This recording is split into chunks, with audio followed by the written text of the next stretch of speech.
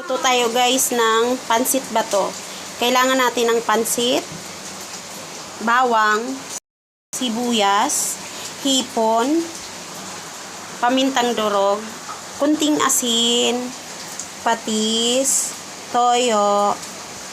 Naghahalo din ako guys ng kikiam, repolyo, at saka bagyo beans, saka oyster sauce, and then seasoning na din. Kahit anong brand ng oyster sauce, pwede. And then, kayo nang bahala kung anong gusto nyong seasoning. Yan ang ginagamit ko. And then, maglagay din tayo ng konting asukal. Ng mantika, pag mainit na, ilagay natin yung bawang.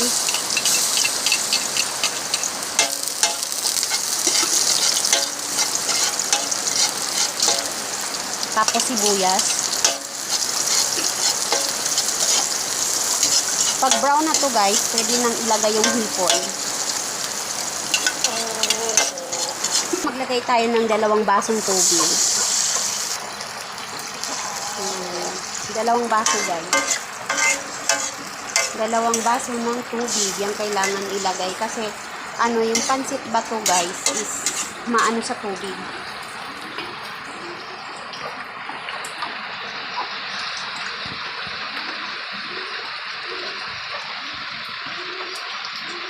Lagay natin yung toyo, oyster sauce at saka toyo. Sabay na natin. Kasi naglalagay ako nito guys, hindi ko pa nalalagay yung pansit para halo talaga lahat ng ingredients. Patis,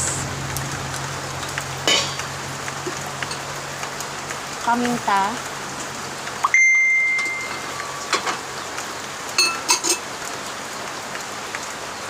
tapos mauna na natin guys ilagay yung bagyo beans, tapos seasoning, then lagay na natin yung pansit bato.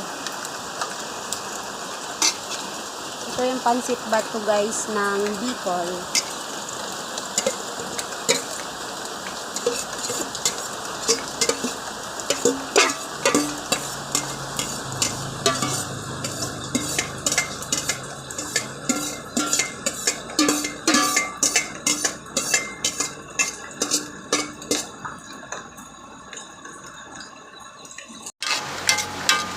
Kailangan siyang maraming tubig kasi madaling maubos yung tubig niya. Sa pansit bato, kailangan talagang may tubig. Ang bilis niya mag-absorb. Konting asukal. Tapos, sunod naman natin guys yung polyo.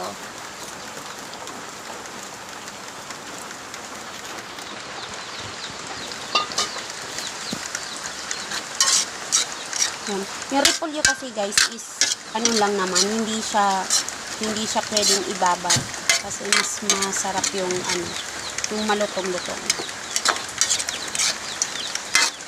Pwede naman kayo hindi maglagay na ng asin, pwedeng tuyo na lang, pero ako kinalagyan kong konti.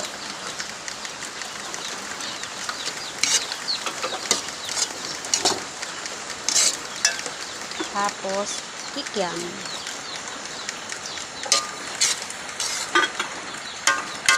Ang finish na luto ko guys. Halika, kain tayo. Thank you for watching.